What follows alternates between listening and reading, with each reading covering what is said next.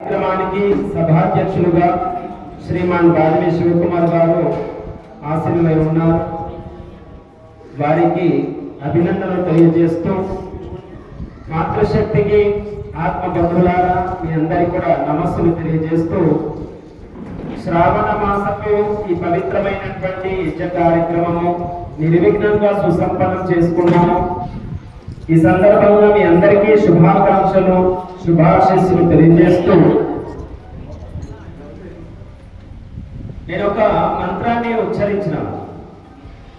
ఇంద్రం వర్ధంతో అప్సురః క్రెన్వంతో విశ్వమార్యం అపఘ్నంతో అరాధః.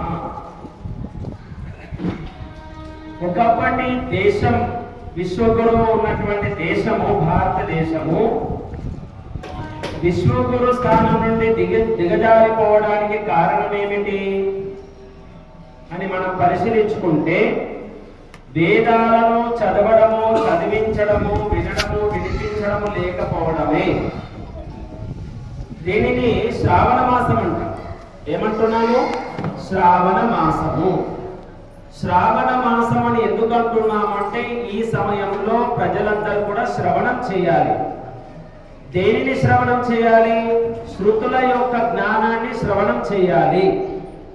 శ్రవణం దేనిని అంటామంటే వేదాలలో ఉన్నటువంటి విషయాలను విన్నటువంటి దానిని శ్రవణం అంటాం.